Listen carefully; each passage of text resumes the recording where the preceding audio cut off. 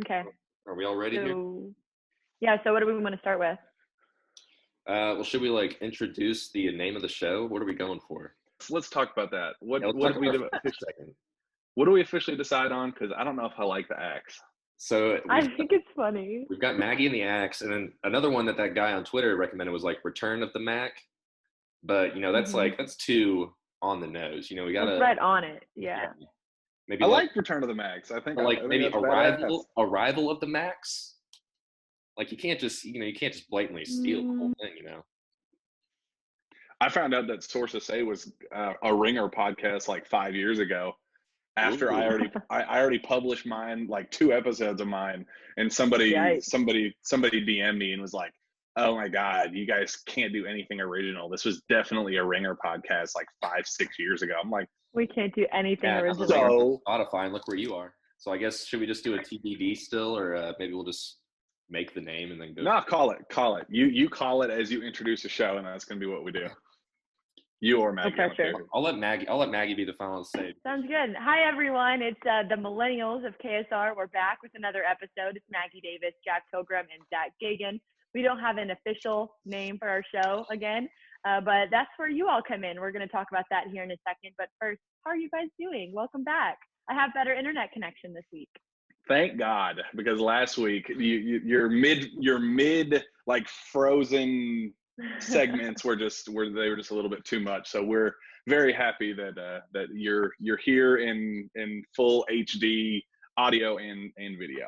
Honestly, I think the way that you started it off was exactly how we should start off something like this, with technical difficulties, and anything that can go wrong can go wrong and will go wrong. Yes, it's on brand, but now I'm back in the home office, so it's all good. Back where I belong. You got a bunch of knickknacks back there. I know. I've got a bunch of cool sports stuff happening, right? I've been around. What's the your block. favorite? Go give us a little tour. What you got going? Yeah, give us a house. Ooh, okay. This is my favorite. No, probably. Look at it. You have to look at it through the computer. You got to look at it. Here, I'll pull it up. It's the Kentucky Effect poster that they gave out at the basketball game this year. Got it framed. Have it hanging up in my room usually. But you now worked it's hard for that. You worked hard for that. I did. I remember that night. I remember that night. That was earned, not given. Earned, not given. And I like my little ESPN stuff. Do what? Who signed that ball up there? This one is Tony Delk. This one is Tubby Smith. And this one's just an ESPN one that I bought myself. There you go. Zach, what memorabilia do you have working? Well, I'm currently not in any sort of office at all. Why is it not highlighting my face here? It is. You're showing in all your glory. Okay, maybe it's just mine then. Don't worry, we can see the beard. Right there. Thank God. That's all. That's the KSR ladies need to give me some God, redheaded updates. But this picture in the back here, my roommate discovered on the side of the road in the garbage, and I went out and bought a $40 frame for it. It has nothing to do with it. Actually, it's got the members of the Rat Pack on it. I don't necessarily have a studio set up. Last time I was in my room, and I was just literally sitting on my bed. So I don't really have an office per se, obviously like you all do. But this is my wine cabinet. What's your favorite wine that you have in there? Barefoot. I'm guessing it's Barefoot. Wine. So I drink white wine. I drink this cold stuff. I like to drink cold alcohol. Good for you. We're happy for you. Okay. Well, that's a good way to start it off. Yeah, so that's a little bit about us. And as for the show name, we put it out on Twitter last week that we didn't really have one yet. We got a couple of good suggestions. Here they are. We either can do Return of the Mac. Or a variation of that. Not something. Or a variation of that, maybe. Right. Arrival of the Mac or something of that nature. Right. And if you don't get it, it's because my name starts with an M and theirs both end in ack. So our other option is Maggie and the Axe. I don't know how. Not my favorite. Not my favorite band name. I prefer not to do that, but if I get outvoted on this, I will happily accept the loss. So we're gonna put a poll up on Instagram and Facebook and all that good stuff, the KSR pages, and you guys can vote and let us know because none of us are that decisive. So we're never gonna come up with one on our own, I think. Yeah, it's I'm not too concerned about it either. Maggie and the Axe is cool. No. It's okay. It's okay. Yeah, we'll see. we'll see how it goes. Speaking of voting, like that transition, it's election day. Did you all vote here in Kentucky? Yeah, I'm a pro. Yeah, Did you all vote? I mailed in my ballot about a week ago. Been there, done that. Yes, sir. Long time. Good. Me too. I got my sticker and everything. So you don't know anyone that went and voted today? Well, I went to Commonwealth Stadium, but to drop off my ballot. I didn't get my absentee ballot until about 2 days ago. So I just didn't want to like risk putting it back in the mail and like having it delayed and all that stuff. So I'm in Lexington, so I just drove to Kroger Field and dropped it off, and it was crowded, but not where I was. That's what I was gonna ask. What was, walk us through the crowd. Was it, overwhelming, underwhelming? Was the rain bad? Do you think that limited people from coming out? What was your breakdown? Give us a play-by-play of your arrival to Kroger Field. You said Commonwealth. It's Kroger Field. Yes, the good old Roger Field. It was good. I mean, there was a big crowd when I got there. The thing that I thought was the most surprising actually was how many people were there, like, quote unquote campaigning, because you're not really allowed to do that normally, but because Kroger Field and that parking lot is so big, you can still follow the rules, be more than 100 feet away from where people are voting, and have signs and like campaign posters and yard signs and people. And, there was honk if you love this candidate or honk if you love that candidate, like all down like alumni and Cooper and like pulling into the stadium and everything. So that was surprising because I'm not used to seeing that like around polls, because normally I just go to like a high school or like a church and cast a ballot like pretty quietly. Yeah. So that was different. And there was a big crowd there, honestly. And the line, I went about 2:00 and I was hearing it was like a 45-minute wait to vote. And hopefully that didn't deter too many people from going out today, because, it's always important to vote. Yes, indeedy. Yes, indeedy. Hot take. Who we voted for? Do what? Should we divulge who we voted for? This is a politics, an anti-politics show. I mean, I voted for Charles. Sports, Zack. I don't think it's very like big of a secret. I'll say I voted for Charles Booker. Y'all don't have to say it, but I voted for him. The book man. Me too. There she is. She's okay. All right. Stick to sports. Gosh. Yeah. Jeez. Well, let's stick to coronavirus aspect of sports then. Okay. What's up? UK not testing players. Well, they're testing for the antibody test, but not the daily coronavirus test. Why? What everyone's thoughts on that? I'll take. I hear that Zack has some strong words to say about this, so I'm just going to yield my time right over to the next box. That's Zack. Give us your hot take. Well, so here's my galaxy-brained. Here's how I'm viewing the optics of all this. So, what was it? Less than a month ago, Coach Stoops and all the UK staff go down and join the players in protests as as a sign that they're kind of all together and everything. So why are players' safety now being taken into question a couple weeks later with something as serious as the coronavirus? Yeah. Is that how you look at it? That their safety is being compromised? Well, yes. And the reason, I look at it as the way that Kentucky cared about these kids a couple weeks ago in terms of their safety. And now in another way, the only way Kentucky's going to make money is if these kids play football. So now, testing the players is only going to make it more likely that they have positive tests and can't play. And as far as I know, Kentucky is the only school that's doing this. So they're a leader in one section, and then in this one, they're kind of falling really behind. So the optics of that to me don't look very great. My thinking is right now is when, like what the NBA is doing right now, which we're going to get into that here in a second. But right now, before, we're still several months away from the first game. Right now is when you want to be testing and to, get the numbers out there for the general public to say, okay, this is kind of a general feel of where we are as a program. Let's work off that and make our next decisions on what we need to do with workouts and the specifics of of what their return to campus, return to play schedule that they already have. That is how you kind of make the determinations. What was it? They tested 106 players and only what was it? Six that came back positive in the past. So that tells us something, but it doesn't give us the full scope of the current state of events. Right, but I don't really think that tells us anything. And that's the thing. The NBA plan is to test every single day. So if they have enough tests, Kentucky can't get one set of tests at least right now where they can go and test other players? They can't do that?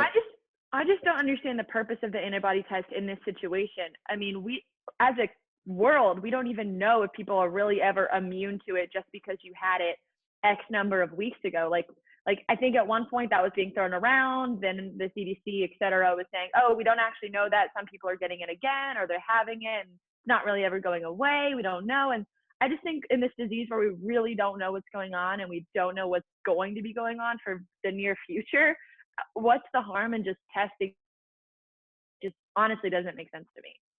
Yeah, and you look at it, the basketball team announced that they were coming back this weekend, and the basketball team, you know, the football team, they're with branding and all that. I mean, they have the Benny Snells of the world, the Lynn Bowdens, Terry Wilson. They have the high-profile guys, but when you think of the basketball team and how a year from now they're going to be the multi-billion-dollar, like those are going to be the guys that care about their, you know, their brands and might worry, you know, just a little bit more about, you know, whether they get tested.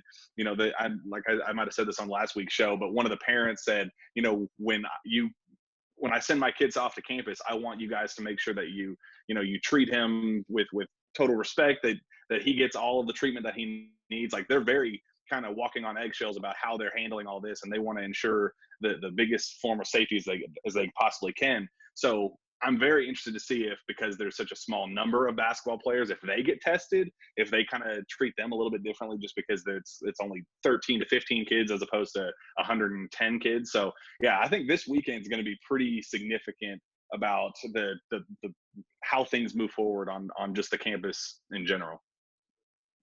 And if I'm a football player with any pre-existing conditions, even if that's as simple as asthma or all the way up to Josh Pascal and you know, was going through chemo this time a year ago, there's no chance I would want to be compromising my health, even potentially, without knowing if the guy next to me had the chance to get tested or not. It just blows my mind that this is how we're doing this. And that's kind of what, like, going back to what I was saying with my main point, and even Jack brought it up with, like, parents, you know, if parents have seen yet, Stoops will go as far to, you know, and I'm not saying this is obviously Stoops' fault because who knows if this is over his head or not, but Stoops can go, he's going to go down and protect talk about, you know, protecting his players down at the courthouse, but then he's not going to test his players for a disease. You know, it's just, so if you're a parent, what really does Kentucky in this situation, what are they actually valuing?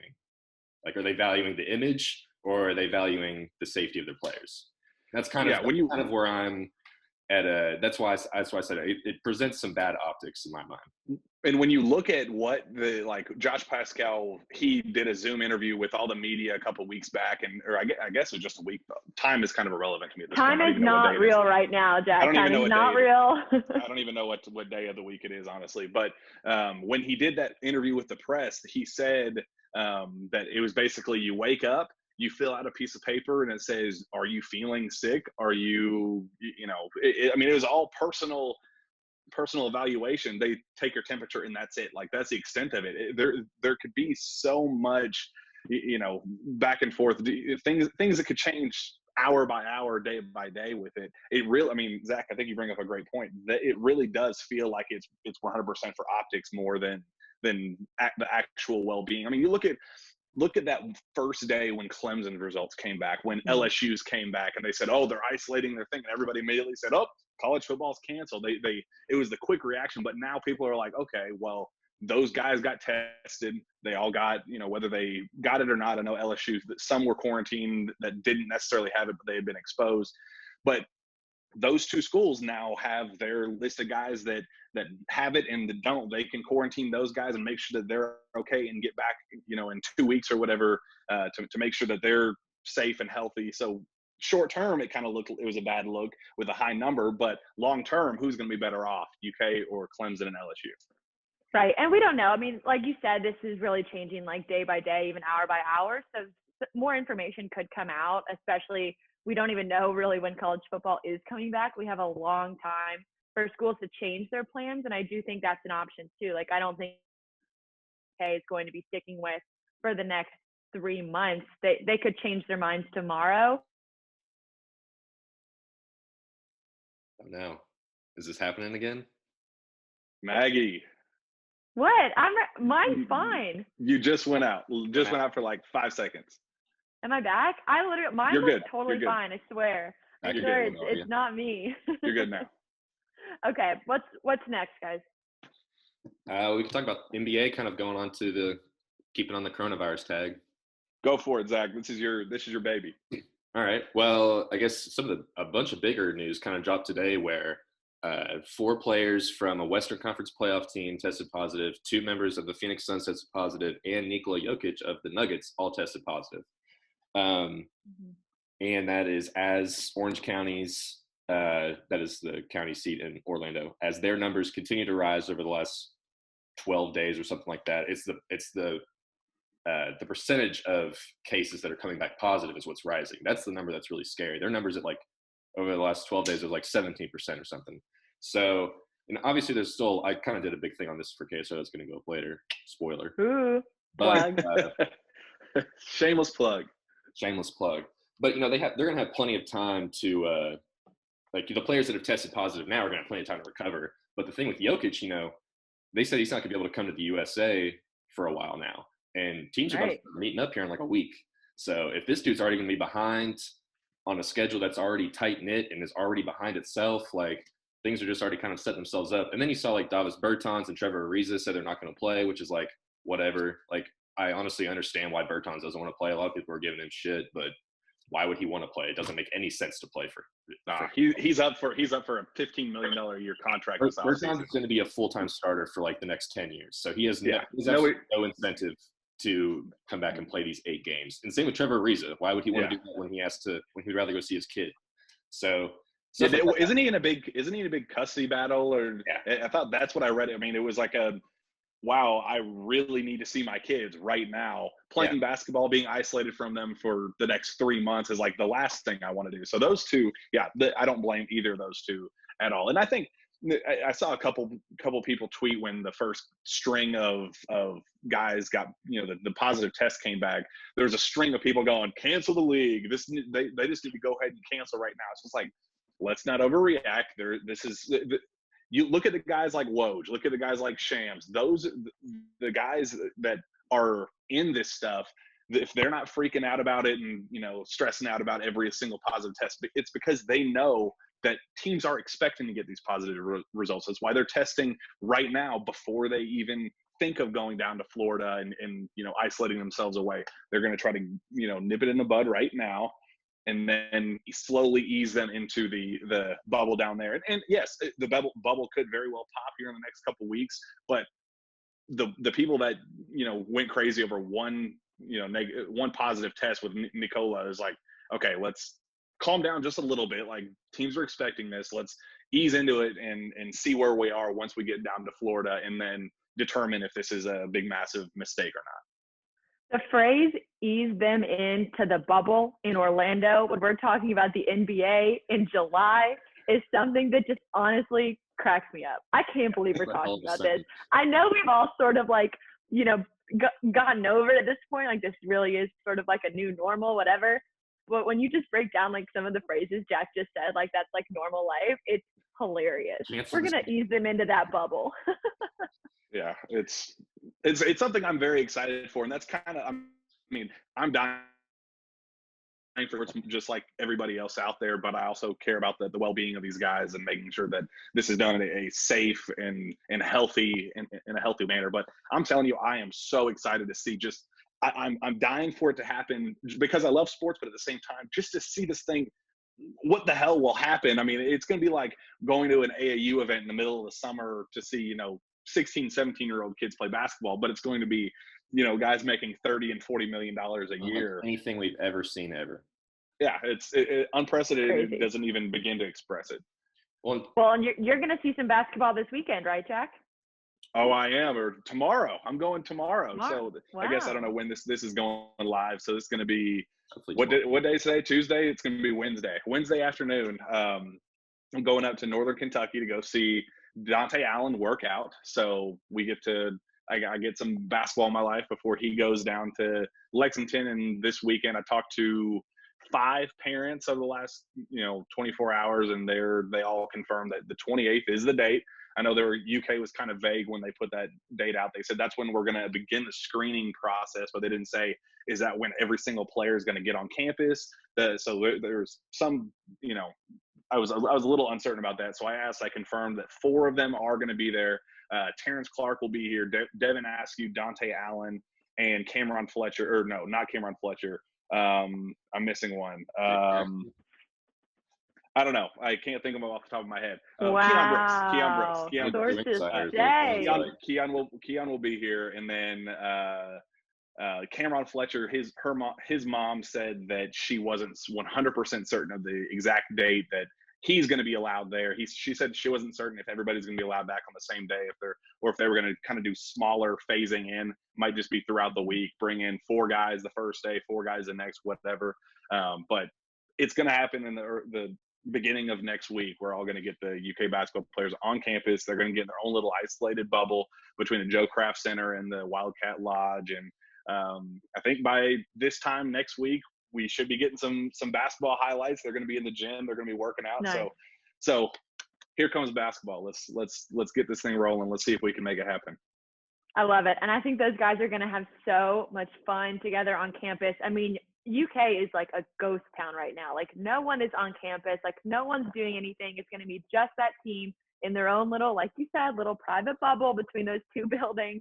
And honestly, it kind of reminds me of the years when the team gets to go down to the Bahamas. Like they're really just on their own, like just doing basketball, having fun, being together. And I sort of view this in the same way as in terms of like team building, especially for the new guys. Well, Terrence Clark, BJ Boston, and Devin Askew they've been working out together almost every single day out in LA. I think since the middle of May, they've all been together, working out with NBA veteran trainers. They've been participating in open runs. They've been just hanging out. I think Terrence Clark's been living with BJ Boston for the last several weeks. So they're already like practically best friends. I think Devin Askew's dad told me that Cameron Fletcher was going to try to go out to LA before all this stuff, before they kind of set a date for them to go back. So it didn't work out for him. I think Isaiah Jackson was kind of planning on it too. So they're already just dying to, 3 of them are already hanging out together, but the rest of them are dying to see each other and here, like I said, this time next week, they're all going to be in the gym together, working out. They're not going to be able to do like team drills and all that stuff, but the fact that they will be in the gym together, getting shots up, training a little bit, getting ready for the season, getting that chemistry going. I mean, it's exciting times for sure. I'm so excited.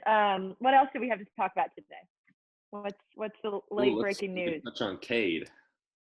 Oh, that's a big one. That's a big one. Not to toss it back down to Jack. I mean, we don't like him talking too much, but we'll watch for this one since you're the basketball guy. Just say one more time. So Cade, there was never a real possibility that he was going to. I know that was when the NCAA dropped that hammer on Oklahoma State and basically said we're going to ban you for 1 year, 3 years of probation. Ooh. Yeah, they got. You're going to bang for a year. What? Isn't that what you just said? No, I said postseason ban for a year. They got banned for a year. Get your mind out of the gutter. That is not what it sounded like. It's like, that is an analogy I've never heard. No, they have a 1 year postseason ban. Watch your internet connection. Watch your internet connection, Jack. Yeah, it's my connection. Anyway, so when that news dropped, everybody immediately thought, wow, UK finished second the first time around. I bet he's going to end up at Kentucky. So it was a big dream scenario. It would have been amazing. UK would have gone 40. It would have been just the best thing since sliced bread. Would have been awesome. But UK almost instantly did not think that it was even didn't even entertain the possibility. They were like, until the day he comes knocking on their door, we're not even going to entertain this. They would have if it got to that point, but this was not something that they even thought was going to happen behind closed doors. In other recruiting circles, everybody thought it's going to be Oklahoma State as a likely remaining end destination, followed by potentially overseas, going to Australia or something, and then G League. That was always going to be the top 3. Kentucky was never even a legitimate option, but he decides to return to Oklahoma State. And it's kind of interesting because he is basically determined that I'm okay with not playing in the postseason this year. Every kid grows up. That's their biggest dream. They want to play for a national title. He has kind of okayed that with himself in favor of playing for his brother. So I think that's some people look at it and say, man, he's just catering to his brother. I look at it as I think it's a pretty cool thing that he's that close to his brother. He's following through on his commitment that he made beforehand. I think it's a cool thing. probably would have been a big giant mess to transfer as well. I'm sure it's a lot easier just to stay put. Yeah. And I mean, if you look at past number one guys, I honestly feel like in the newer generation, I don't think national championships in college are really as big as, I think the NBA is ultimately the main goal for these kids. And like you saw with guys like Ben Simmons is the perfect example of like a guy that did not give a shit about playing in college. And you're starting to see it with all these kids going to the G League and stuff. And for Kentucky, it's all about Olivier Sarr. And I mean, the Cats still don't even know if they're going to be giving him. He sure is, and I hope that means something positive for the team. But I mean, why wouldn't he have go we pro, heard anything Jack? new? Like, why would he not decide to go pro at this point? Because he wasn't going to get drafted the first time around. And so, well, then that just kills all. It feels like he has zero argument now. Well, people said that there's a lot of stuff that goes on behind the scenes. Johnny Juzang said that he was transferring back home so he can be with his family during a pandemic. That was his argument with the NCAA. That's not what happened behind the scenes. UK laughed at that whole how that unfolded. They were like, "Sure, we want you to be eligible. We like that." But that was not a people put things in that waiver to try to stretch things as far out as they can to kind of cast this blanket of this wide net of something I say is going to trigger me being eligible by the NCAA. So Olivier Sarr, his argument was, I was going to go to the NBA draft, and then Danny Manning, the coach, talked him into returning. He was fired right before the deadline. I wasn't able to explore my NBA draft options. He looked at the draft board and saw, wow, I'm number 70 to 80, and there's a very solid chance that I'm not drafted. So, why wouldn't I return for a senior year? My coach wants me to return. He thinks I could be special this year. Kind of a similar thing to, the predicament Nick Richards was in, except Nick is in that 45 to 60 range as opposed to, just a little bit later. So I don't think same situation with drafted. I think he will. I think he'll end up getting like 57, 58, one of those late picks. I think it's stupid that teams aren't taking a chance on him, even though he is a pure center in today's NBA that there are no pure centers. I think they should pick him, but from just everything that everything the experts are saying, Nick Richards is not going to get drafted. And I can't wait for the comments on that KSR post I write in October when that draft hits. Yeah, I don't understand it. I mean, I understand it on the NBA side of things, but I don't when you look at the other players that are making millions of dollars at the end of the bench. Why couldn't Nick be that person? But anyways, Olivier Sarr was in that boat. He knew that if he were going to go to the NBA, he wasn't. So I don't think that's even in question, despite this NBA rule change that allows him to now reevaluate the process. And I think, it kind of got me thinking initially about his waiver request, about maybe the NCAA looks at it and says, well, it's irrelevant now. But, I kind of equated it to a dude that gets put in jail for drug charges, because weed is legalized. Think big picture with me. If a dude is put in jail I'm following because of drug charges and weed is legalized in the state that he was all that, he doesn't automatically get thrown out of prison because it's a process that he very well may end up getting released from jail. But at the current moment, it doesn't take out the previous argument of why he was put in the first place. So going back to Olivier Sarr, he applied for the waiver. You are everywhere. So is Olivier Sarr the weed in this scenario? No, the waiver is I'm following because the waiver because the thing is the NCAA could completely do away with this within the next year and say, we're done interfering in these transfers. Everyone gets one chance to move. That's up to you. And if that really does end up being the case, and they don't grant Olivier Sarr this waiver this year within months of when it is becoming legal, like the weed analogy, I get it now. That's ridiculous. Like that would be absolutely ridiculous. I wouldn't be entirely surprised. I mean, it is the NCAA that we're talking about here, and their decisions don't always make sense. But the other thing is the players wouldn't have to make up these big crafted, perfectly HR'd statements of why they want to go and why they want to be close to home, and it's the coronavirus, and it's, oh, my coach got fired. No, sometimes they just want to transfer. And they wouldn't have to make up all these statements and come out with all these, great reasons if the NCAA was just like, hey, you want to move schools? great, we're on board this one time, do your thing. And that's what it should be. And I wish it was. Yeah, I think it's going to be go for it. I was going to say, who's better, Sarr or Richards? I think now that Richards is gone, they have replaced Nick Richards with Nick Richards. I think their games are I think Nick Richards is better defensively slightly, but I think Olivier Sarr is definitely better offensively.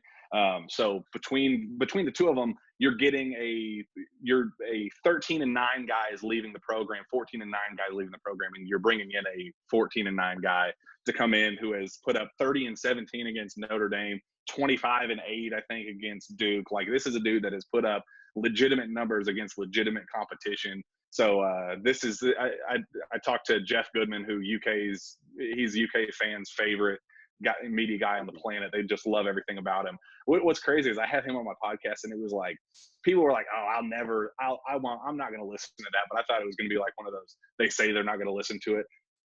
They did not listen. Like, they do not like that dude at all. They did not listen to it. They hate him. They Goodman did not listen to that show. Goodman was the first guy I saw tweet out an NCAA waiver got denied today.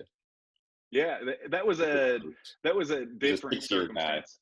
It was a 6 year. It was a little different circumstance, but Jeff Goodman knows what he's doing. He knows what he's talking about. Yeah. He's whether you like him or not, whether you think he's a UK hater or not, he knows what he's talking about. And he said that that it's a season defining waiver request. If Olivier Sarr does not get granted eligibility, UK is going to be like that 2016-17 team.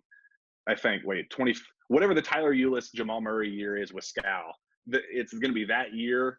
If they do get him, it's going to be a title contending team without a doubt. I mean, it's that big of a decision for the NCAA, and I pray that they make the right decision. Yeah, no pressure there. No pressure at all. I'm sure Cal is sleeping peacefully at night knowing that. Yeah. He has the Jack stamp of approval. I think we're all good. All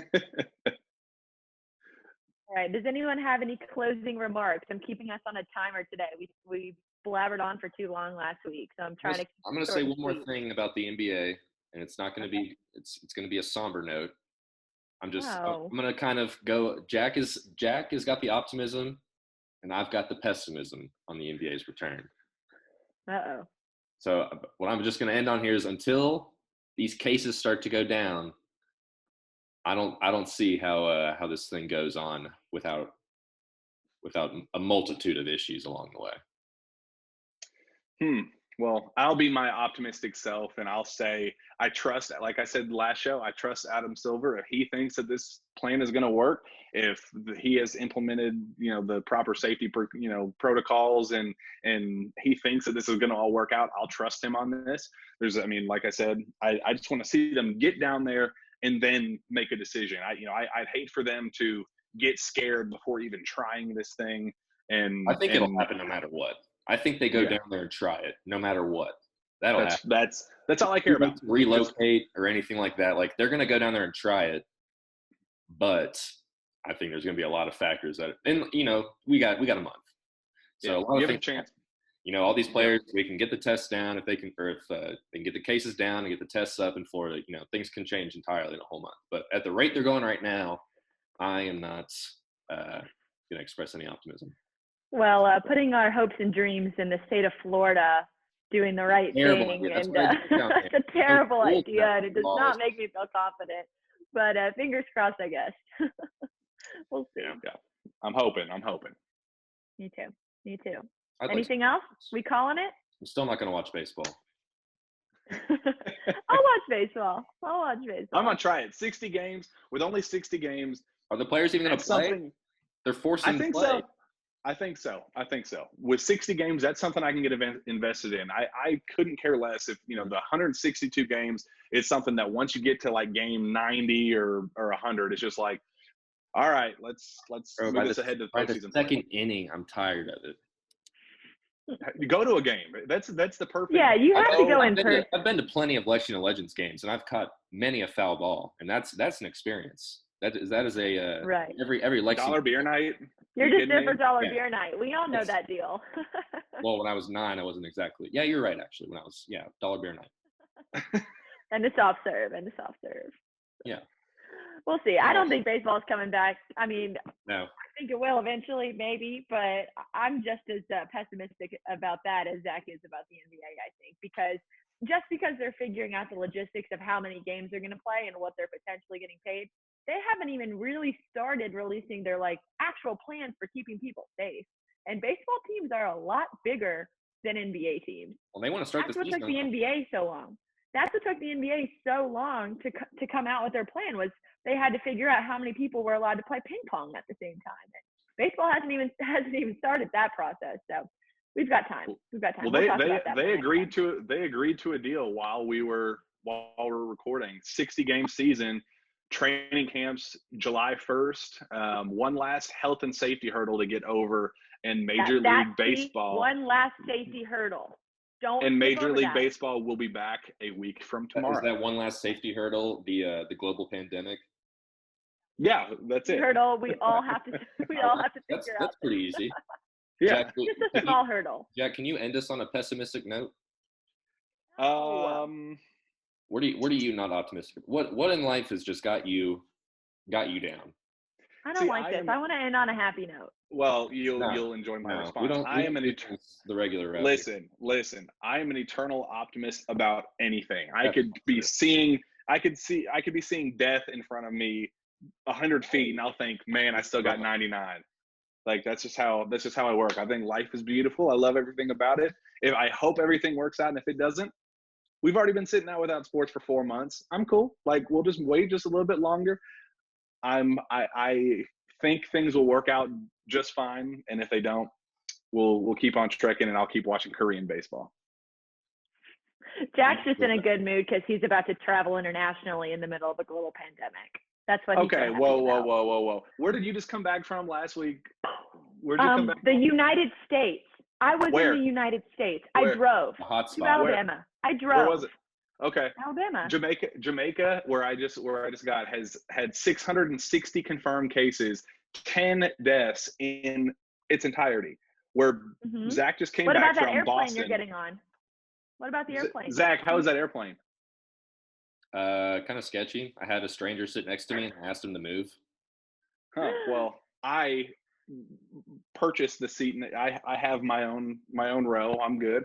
I'll have my mask on. I'll be safe. You purchased a bubble. You purchased your own. I have my own okay. Yes, it's not an ideal situation, but it's one of those things that it worked schedule wise. It was something that if I didn't do it, it would have had to, based on my wife's schedule, my schedule. If it didn't happen now, it was going to be something that would have to happen in the middle of next year. And it was an executive decision that I had to make, and I think it's going to be safe. And if not, I'll be quarantined in Jamaica for 14 days, and damn, really worse ways to live.